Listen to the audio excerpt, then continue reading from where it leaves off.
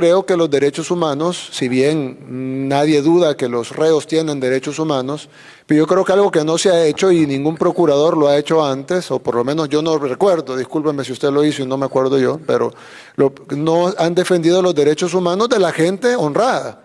Generalmente defienden como que todo el enfoque de derechos humanos internacional o de las ONGs incluso esté enfocado en los derechos de los delincuentes, que tienen derechos. Nadie dice que los delincuentes no tienen derechos, pero ¿por qué el enfoque es siempre en los derechos de los delincuentes? Y la gran mayoría de la gente honrada,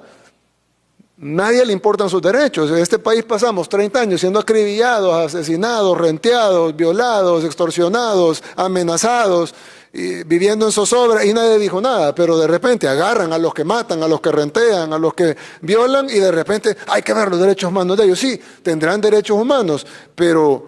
son más importantes los derechos humanos de la gente honrada y creo que eso es algo importante, procuradora, que debe de también investigarse y debe de también reportarse, porque si no, entonces no estamos hablando de derechos humanos, estamos hablando de derechos de los delincuentes, que creo que son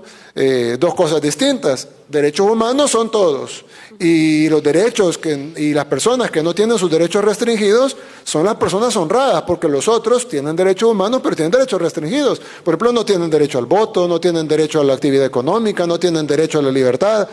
¿Por qué cometieron un delito? Entonces, si se les restringe, en Estados Unidos algunos no tienen derecho a la vida porque les ponen a la silla eléctrica. Entonces, si se pueden restringir algunos derechos humanos tan fundamentales como el derecho a la vida, en el caso de los países que tienen pena de muerte, ¿por qué en el caso de los países pobres o en el caso de los países en vías de desarrollo del tercer mundo están encima que los delincuentes deben de tener derechos, pero cuando hablamos de los derechos de la población, ahí todo el mundo se queda callado y ahí ya no importa y lo que tenemos que hacer es seguir velando por los derechos de los delincuentes? Entonces, si bien nosotros vamos a respetar los derechos de los delincuentes y lo estamos haciendo y lo hemos estado haciendo todo este tiempo,